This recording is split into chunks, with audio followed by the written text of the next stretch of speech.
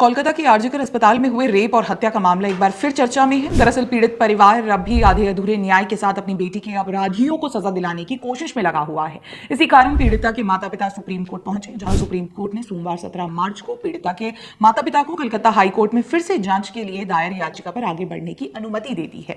साथ ही supreme court ने यह कहा है कि इसके लिए पीड़ित परिवार को कोलकाता हाईकोर्ट में एक अर्जी दाखिल करनी होगी। भारत के मुख्य न्यायाधीश संजीव खन्ना की अगुवाई वाली बेंच ने यह अनुमति दी। सुप्रीम कोर्ट ने अपने आदेश में यह भी कहा है कि वो इस मामले में कोई टिप्पणी नहीं करेगा, लेकिन पीड़िता के परिजनों को कलकत्ता हाईकोर्ट में अपनी याचिका पर आगे बढ़ने की अनुमति देगा।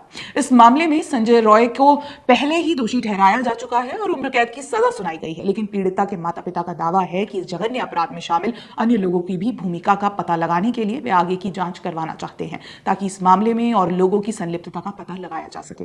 रिपोर्ट के मुताबिक मुख्य न्यायाधीश संजीव खन्ना और न्यायमूर्ति संजय कुमार और जॉय माल्या बागची की पीठ ने पीड़िता के माता पिता के वकील करुणा नंदी से कहा कि सुप्रीम कोर्ट द्वारा उनके आवेदन पर विचार करने के बजाय ये बेहतर होगा कि वे कलकत्ता हाईकोर्ट में अपनी लिखित याचिका पर आगे बढ़ें, जिसमें अदालत की निगरानी में जांच की मांग की गई है।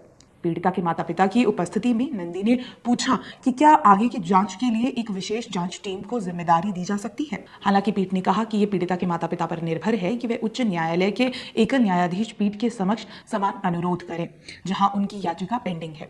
इंडियन एक्सप्रेस की रिपोर्ट के मुताबिक पीड़ित परिवार की वकील करुणा नंदी ने इससे पहले सुप्रीम कोर्ट में दायर एक आवेदन का जिक्र करते हुए कहा था कि सो मोटो प्रोसीडिंग के चलते पीड़ित के माता पिता हाईकोर्ट में आगे की जांच के लिए आवेदन नहीं कर पाएंगे, जिसमें घोष और अभिजीत मंडल ताला पुलिस स्टेशन के प्रभारी अधिकारी के खिलाफ सबूतों से छेड़छाड़ के आरोप में जांच की जानी है। दरअसल जिस घोष और अभिजीत मंडल के खिलाफ आगे की जांच के लिए पीड़ित परिवार की तरफ से यह आवेदन दिया गया है, कहा जाता है कि ये सभी राज्य की ममता बनर्जी की सरकार की करीबी हैं। ऐसे में जब जांच आगे बढ़ेगी तो इन सब पर भी कानूनी शिकंजा कसना तय माना जा सकता है।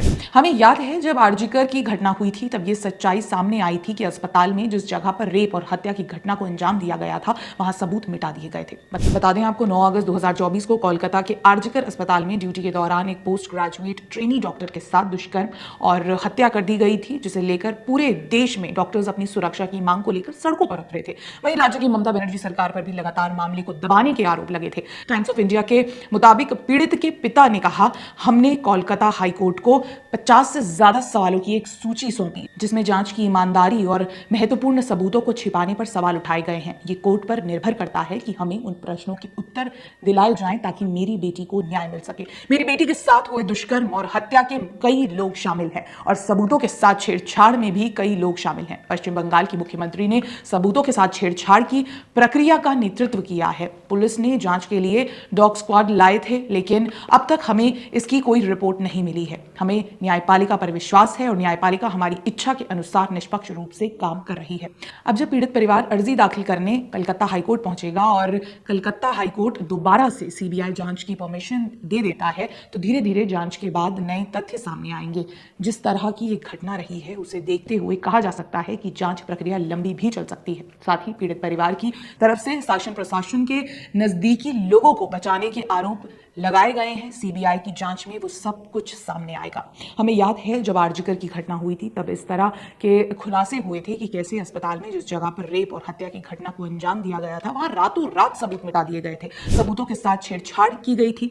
जाहिर है कि इस मुद्दे ने न सिर्फ डॉक्टर्स, यहां तक कि आम लोगों में भी ममता बनर्जी की सरकार के खिलाफ असंतोष पैदा किया था।